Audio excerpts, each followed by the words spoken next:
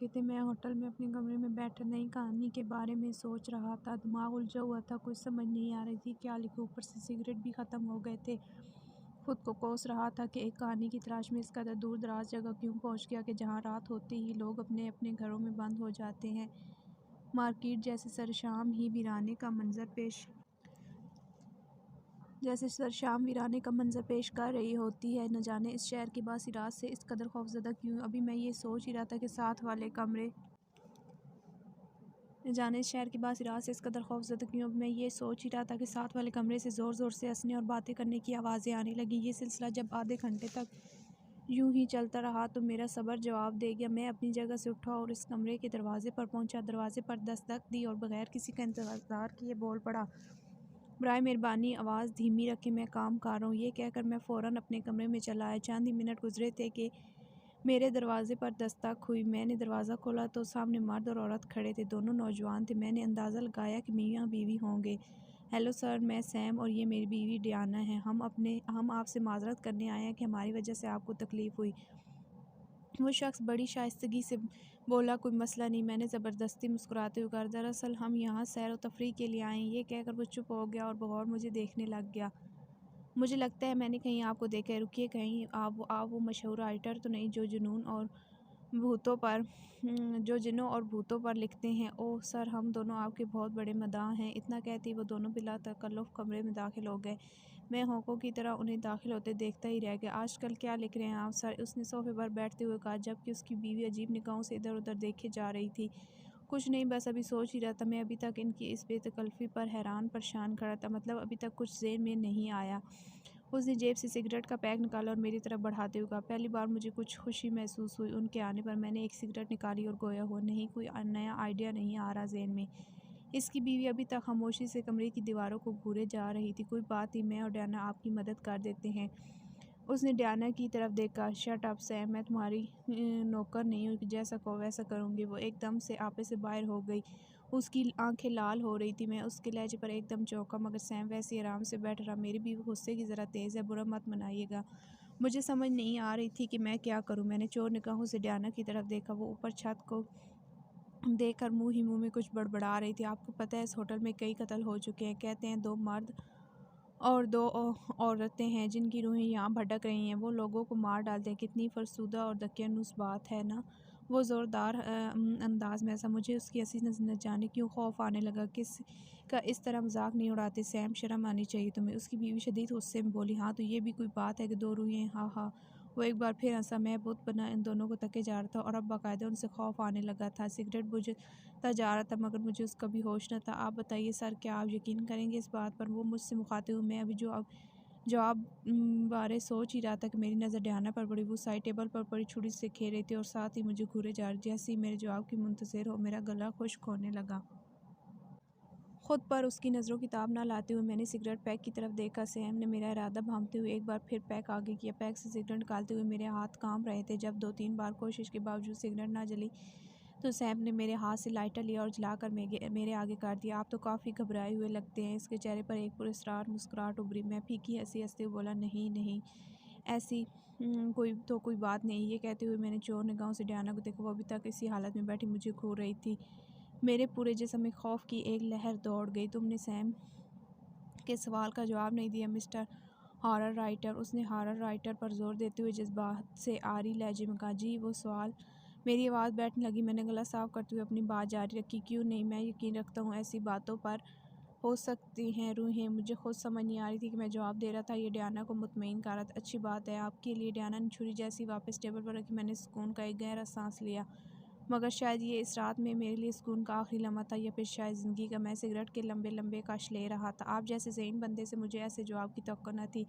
मतलब कहानियाँ लिखना एक अलग बात है और यकीन होना ना होना एक और बात है। इस बार सैम के लहजे में पुरस्रारियत और दबा हुआ गुस्सा था, मगर हैरत अंगेज़ तौर पर उसने अपनी आवाज़ पहले की तरह पुरसुकून रखी हुई थी। जी आप शायद ठीक कह रहे हैं, मगर मैंने एक नज़र डियाना पर डाली और फिर वापस सैम की तरफ मुतवज्जो। वो सोफे से गायब था। मुझ पर जैसे सख्ता तारी हो गया। मैं उसके ताक़ुब में नज़रें दौड़ाने ही वाला था कि मुझे अपने कंधों पर किसी का भारी हाथ महसूस हुआ। यकदम मैं अपनी चीख दबाते हुए पीछे की तरफ मुड़ा। सैम का पुरस्रार चेहरा मेरे बिल्कुल सामने था।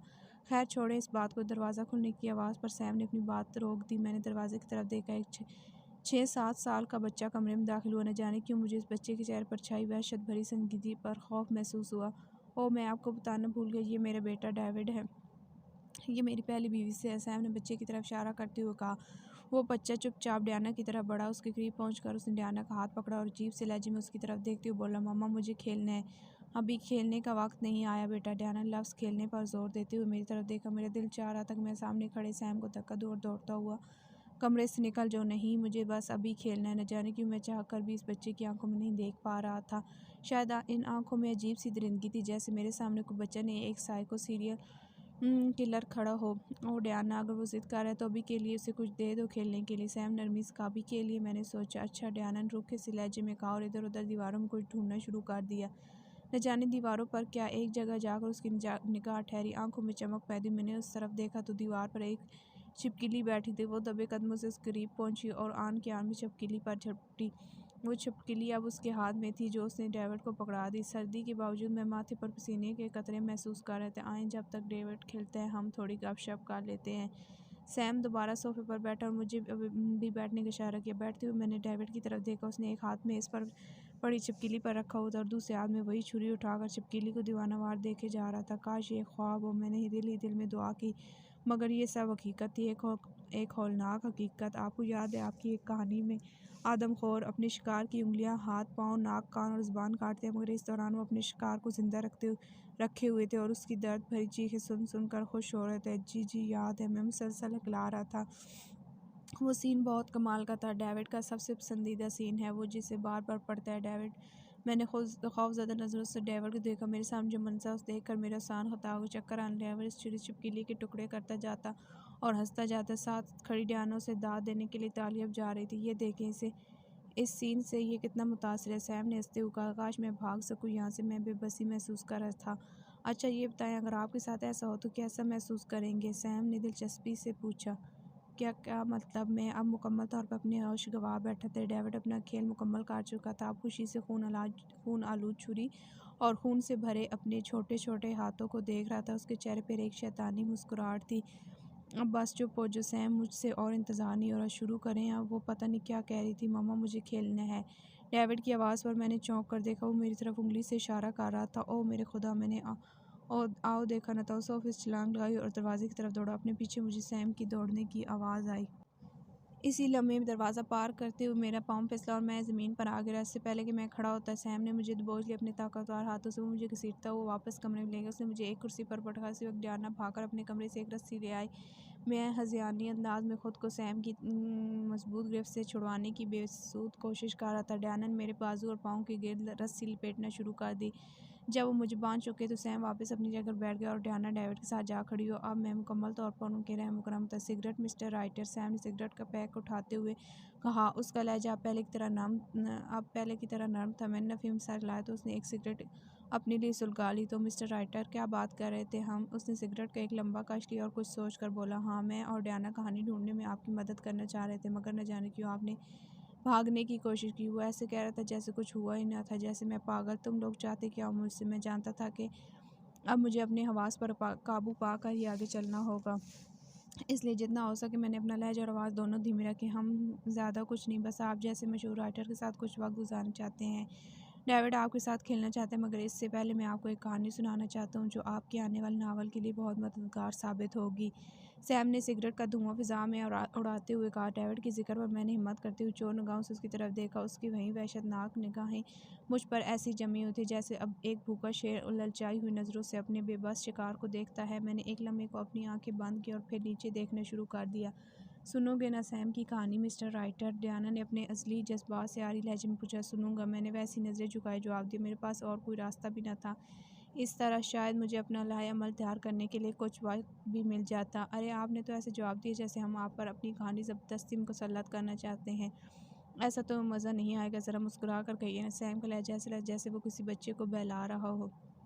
नहीं, ऐसी कोई बात नहीं, मैं अपनी मर्ज़ी से सुनना चाह रहा हूँ। मैंने होंठ टेढ़े करके मुस्कुराने की नाकाम कोशिश की। ये हुई ना बात। सैम ने मुझे दाद देते हुए कहा, चलें अब कहानी शुरू करते हैं। फिर डेविड ने खेलना भी तो है और इससे इतना सब्र भी नहीं होता। सैम डेविड की तरफ इशारा करते हुए अपनी जगह पर खड़ा हुआ और खिड़की के पास पहुंच गया। एक दफ़ा का जिक्र है कि एक घर में बच्चा पैदा हुआ। कहा जाता है उसकी पैदाइश के दिन उस इलाके में तमाम फूल मुरझा गए। फिर जैसे जैसे वो बड़ा होता गया, दरख्त खुश होते गए, परिंदे हिजरत करने लगे, पूरे इलाके पर वहशत का साया छाने लगा और उसकी माँ उससे खौफ खाने लगी, क्योंकि बजाय नॉर्मल नज़र आने वाले इस बच्चे में कुछ ऐसी दहशत थी कि कोई भी ज़्यादा देर तक उसकी आंखों में ना देख सकता था। शायद उसके डीएनए में कोई ख़राबी थी, जिसके बाद जो वो बड़ा होता गया उसके अंदर दरिंदगी बढ़ती गई। उसका बाप घर छोड़कर भाग गया। वो अब माँ के साथ अकेला था। सैम ने मेरी तरफ देखा, मुझे मतवज्जा देखकर उसने अपनी कहानी जारी रखी। फिर एक सुबह पता चला कि उसकी माँ गायब है। इस छोटे से इलाके में किसी से कुछ नहीं छुप सकता था। पुलिस को खबर की गई, तहकीक हुई, इधर उधर ढूंढा गया, मगर वो ना मिली। सैम एक बार फिर चुप हो गया। बाहर बादलों के गरजने और बरसने की आवाज़ आ रही थी। मैं चाहता था कि सैम खामोश न हो, क्योंकि जब तक वो बोलता रहा मेरी तो जो हटी बटी रहती। और फिर क्या हुआ? और फिर मिस्टर राइट एक दिन हमसायन महसूस किया कि उसके घर से ताफून उठ रहा है। पूरा दिन जब वो ताफून ख़त्म ना हुआ तो पुलिस को मुतल्ला किया गया, और फिर पुलिस की छानबीन के दौरान एक ऐसा खौफनाक इंकशाफ हुआ कि इस इलाके के लोग आज तक वो खौफ से बाहर नहीं आ सके। सैम चुप हो गया। कमरे में एकदम सन्नाटा छा गया। मेरे अंदर तजस्सुस बढ़ने लगा। कैसा इंकशाफ? मैंने बेचैनी से पूछा। ओह मिस्टर राइटर, आप इतने बेचैन क्यों हो रहे हैं? अभी तो पूरी रात पड़ी है। सैम ने हंसते हुए कहा, और फिर उसने डेविड की तरफ देखा। डेविड की आंखों में इज़्तिराब था। क्यों ना थोड़ी देर कहानी रोककर डेविड का दिल बहलाया जाए। बेचारा कब से आपके साथ खेलने के लिए बेचैन हुआ जा रहा है। क्यों डियाना? सैम ने डियाना की तरफ देखा। पूरे अरसे में पहली दफ़ा उसकी आंखों में एक अजीब सी चमक देखी। मेरा दिल बैठने लगा। आओ डेविड, मिस्टर राइटर के साथ खेलो। शाबाश। और हाँ, बस थोड़ी देर के लिए, अभी बहुत वक्त बाकी है। एक बार ना खेल लेना सारा? सैम ने उसे नसीहत करते हुए कहा। डेविड ने रजामंदी से सर हिलाया और फिर छुरी उठाकर मेरी तरफ बढ़ना शुरू कर दिया। मैं जुनूनी अंदाज में खुद को रस्सियों के ऐसे आज़ाद कराने की कोशिश करने लगा। मुझे इस तरह मचलते देखकर डियाना ज़ोर ज़ोर से हंसने लगी। अरे ये क्या, डर क्यों रहे हैं? आराम से बैठे, बच्चा है, खेलने देना। सैम ने मुस्कुराते हुए कहा। इसकी बात को सुना करके मैं अपनी कोशिश करता। डेविड मेरे नज़दीक आकर खड़ा हो गया। वो काफ़ी देर मुझे रस्सियों के साथ जोर आजमाई करते देखता रहा और आखिरकार मैं निढाल हो गया। मेरी ताकत जवाब देने लगी, सांसें फूलने लगी। मैंने एक बार रहम तलब निगाहों से सैम की तरफ देखा, मगर वो सीने पर हाथ बांधे इस मंजर से महफूज हो रहा था। डेविड मेरे बहुत करीब पहुंच गया। उसके एक हाथ में छुरी थी, जबकि दूसरे हाथ से वो मेरे हाथ की उंगलियां गिन रहा था। मेरी आंखें खौफ की वजह से फैलती जा रही थी। डेविड का हाथ फिजा में उठा। मैंने फ़ौरन अपनी आंखें मैच ली और मुंह दूसरी तरफ कर दिया। यकदम मुझे ऐसा लगा जैसे किसी ने एक नोकीली सलाख ठीक मेरे हाथ के दरमियान गाड़ दी हो। मैं दर्द के मारे चिल्लाने लगा। वो छुरी मेरी हथेली को चीरती हुई बहुत गहराई तक जा चुकी थी। मेरे हाथ से खून की एक चौड़ी धार बह रही थी। अपना खून बहता देखकर मेरे होश मज़ीद उड़ गए। एक बार फिर मैं चिल्लाने लगी। मैं चीख रहा था, डियाना कह के लगा रही। सैम मुस्कुरा रहा था और डेविड मेरे हाथ में लगी छुरी निकाल रहा था। ये सोचकर कि शायद होटल में कोई मेरी आवाज़ सुने, मैंने ज़ोर ज़ोर से मदद के लिए पुकारा, मगर बेसुध। बस अभी के लिए इतना ही काफ़ी है डेविड। सैम ने डेविड से कहा। उसके चेहरे पर मायूसी छा गई। पापा बस एक बार प्लीज़। उसने आंखें घुमा कर मासूमियत से कहा। नहीं, अभी राइटर अंकल थक गए ना, उन्हें थोड़ी देर आराम करने दो। डेविड ने मुंह बनाकर डियाना की तरफ देखा। सैम, बच्चे को क्यों मना कर रहे हो? थोड़ा सा और खेलने दो। मिस्टर राइटर नहीं थके, वो खुद बहुत एंजॉय कर रहे हैं। क्यों मिस्टर राइटर? डियाना ने मुझे घूरते हुए पूछा। मैं बेबसी से उसे देखता रह गया। अच्छा, तुम कहती हो तो बस एक बार के लिए। सैम की इजाज़त देने पर मैंने बेचारगी से डेविड को देखा। वो मुस्कुरा रहा था। इस बार वो नीचे बैठ गया, मेरे नंगे पाँव को अपने हाथों से सहलाने लगा और एक बार फिर उसका हाथ फिजा में उठा। इस बार छुरी ने मेरे पाँव में सुराख कर दिया। अब की बार चीखों के साथ मेरी आंखों में दर्द की शिद्दत से आंसू भी थे। कमरा एक बार फिर मेरी चीखों और डियाना के कहकों से गूंज रहा था। सैम ने डेविड की तरफ देखा। उसका मतलब समझते हुए डेविड ने वो खून आलू छुरी मेरे पाँव से निकाली और दांत तलब निगाहों से डियाना की तरफ देखने लगा। वाह डेविड, तुम तो बहुत अच्छा खेलने लगे हो आप, डियाना ने ताली बजाते हुए कहा। डेविड मुस्कुराते हुए खड़ा हुआ और वापस डियाना की तरफ चल दिया। तो मिस्टर राइटर, बहुत हो गई इंजॉयमेंट, आप वापस कहानी की तरफ आते हैं। अब मुझे नहीं कुछ बोलने की सकत न थी, बस बेचारगी से देखने लग गया। तो इंकशाफ की बात हो रही थी। पुलिस उसके घर पहुंची। पता चला कि वो ताफून किचन से आ रहा है। जब पुलिस किचन में पहुंची तो सामने एक रोंगटे खड़े कर देने वाला मंजर था। सैम ने रुक कर मुझे देखा। बाहर बादल जोर से गरज बरस रहे थे, बिजली कड़क रही थी। वो वापस सोफे की तरफ बढ़ा, मेज़ पर पड़ा सिगरेट का पैक उठाया, एक सिगरेट निकाली, उसे सुलगा कर मेरी तरफ बढ़ाया है। लगता है आपको सिगरेट की सख्त ज़रूरत है। वैसे ऐसे मौसम और इस कदर खूबसूरत लम्हात में एक सिगरेट तो बनती है। मुझे वाकई सिगरेट की तलब हो रही थी। उसने सिगरेट सुलगाया और मेरे होंठों में दबा दिए। फिर अपने लिए एक सिगरेट जलाकर वो वापस सोफे पर जा बैठा। किचन फर्श पर खून ही खून था। सामने मेज़ पर तेज़धार छुरी और टोका पड़े थे। जब फ्रिज खोला गया तो उसमें उस बच्चे की माँ का सर एक तरफ पड़ा था, जबकि दूसरी तरफ हाथ और पाँव पड़े थे, बाकी जिस्म गायब था। ये मंजर देखकर पुलिस एहलकारों के होश उड़ गए। मजीद तलाशने पर जिस्म के बाकी हिस्से भी मिल गए, कुछ बर्तनों में, कुछ थैलियों में। सैम ने एक लंबा कश लेने के लिए वक्फा लिया। ये कहानी जूं आगे बढ़ती जा रही थी, मैं अपने ज़ख्म और दर्द भूलता जा रहा था। बस हैरत से उसे देखा जा रहा था। मुझे समझ नहीं आ रही थी कि ये हो क्या रहा है मेरे साथ। सैम की कहानी कहाँ से लाया वो? उसने मेरी तरफ देखा, मेरी सिगरेट ख़त्म होती देखकर मेरे नज़दीक आया। उसने सिगरेट का टुकड़ा, जो कि अब महज फ़िल्टर ही था, मेरे होंठों से निकाला, नीचे फेंक दिया। फिर मेरी गाल थपथपाते हुए बोला, क्यों मिस्टर राइटर, दिलचस्प है ना मेरी कहानी, और भयानक भी? मेरे पास कोई जवाब न था। अगर होता भी तो बोलने का हौसला नहीं था। मैंने सर झुका लिया। फिर मिस्टर राइटर बच्चे को ढूंढने की कोशिश की, मगर वो बच्चा ना मिला। काफ़ी अरसे तक पुलिस कोशिश करती रही, मगर उस जैसे ज़मीन निकल गई, आसमान खा गया। बिला आखिर थक हार कर वो केस बंद कर दिया, मगर उसके साए आज तक अभी भी अहले इलाका को खौफजदा किए हुए हैं। सैम ने खला में घुरते हुए कहा। फिर एकदम मेरे चेहरे की तरफ गौर से देखा और पूछा, वैसे आपको क्या लगता है कहाँ गया होगा? मैंने महज नफ़ी में सिर लाया। ओह, तो आपको मालूम नहीं कि वो कहाँ गया होगा? उसका लहजा इस बार तंज़िया था। सैम, तुम बताओ ना ज़रा मिस्टर राइटर को कि वो कहाँ गया? लियाना की लहजे में हकारत थी। वो बच्चा वहाँ से भागकर कहीं दूर चला गया था, जहाँ उस तक किसी की पहुंच मुमकिन ही न था, जहाँ उसे कोई नहीं जानता था। वो काफ़ी अरसे यूं ही एक इलाके से दूसरे इलाके फिरता रहा। हर इलाके में 3-4 शिकार करता, और फिर जब उसे महसूस होता कि वो नज़र में आने वाला है, तब भाग जाता। सैम ने एक बार फिर रुक कर मेरी तरफ देखा, जैसे मेरा चेहरा पढ़ने की कोशिश कर रहा हो। फिर पता है क्या, वो मिस्टर राइटर जो वो बड़ा होता गया, उस भाग दौड़ से थकता गया, उसने सोचा क्यों न कोई ऐसे बाइज़्ज़त प्रोफेशन अपनाया जाए कि लोगों का कभी उस पर शक ही न जाए। बिला आखिर उसके ज़हन में एक तरकीब आई। उसने मकामी रसायल और अखबारों में कहानियाँ लिखना शुरू कर दी। अनपढ़ ज़रूर था, मगर ज़हीन बलागा था। कुछ ही अरसे में वो एक आपकी तरह काफ़ी मशहूर हो गया। उसके मदाहों की तादाद लाखों तक जा पहुँची। दुनिया भर में उसके नावल पढ़े जाने लगे। इस तरह उसको 2 फ़ायदे हुए। एक तो फिर कभी उस पर किसी का शक नहीं गया, दूसरा उसके शिकार खुद चलकर उसके पास पहुँचते। मेरा मतलब उसके मदा। सैम का इस बार का वक्फा काफ़ी लंबा था। मैं हैरत के समंदर में गोताज़ान उसे देखा जा रहा था।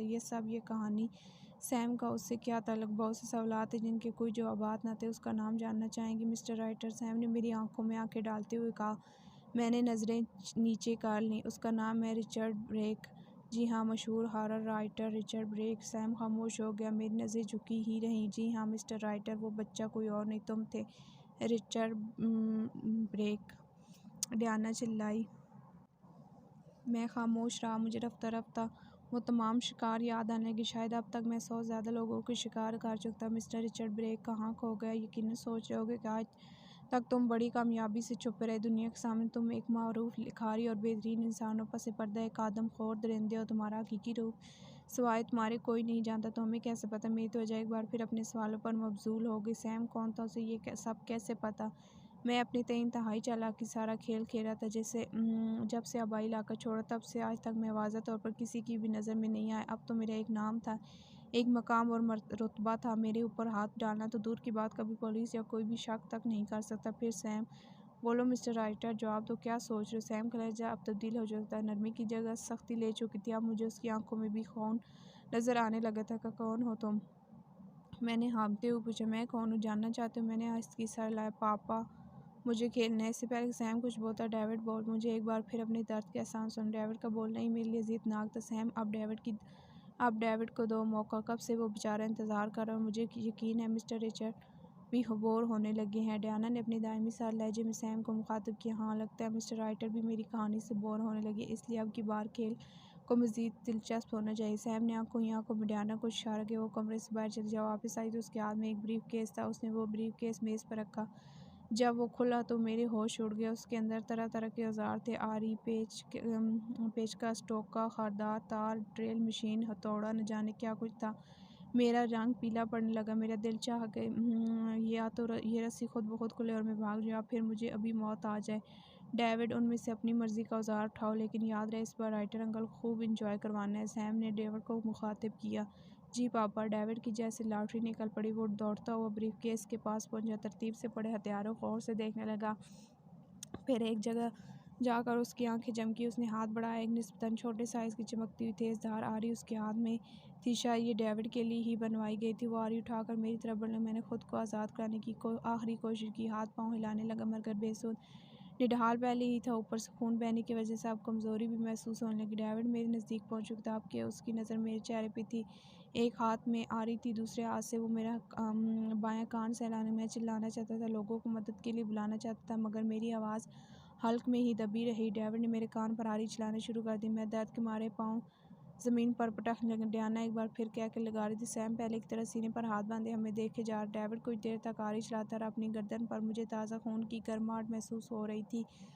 कुछ ही देर में मेरे कान का एक टुकड़ा डेविड के हाथ में था। मैं तकरीबन करीबुल मर्ग था। मेरे जिस्म का रवां जैसे दर्द से चिल्ला रहा था, बस ना, इतना काफ़ी है। डेविड सैम डेविड को रुकने का इशारा। वो मेरे कान का टुकड़ा उठाए भागकर डियाना के पास पहुंचे, जो पहले की तरह उसे दाद देने के लिए तालियब जा रही थी।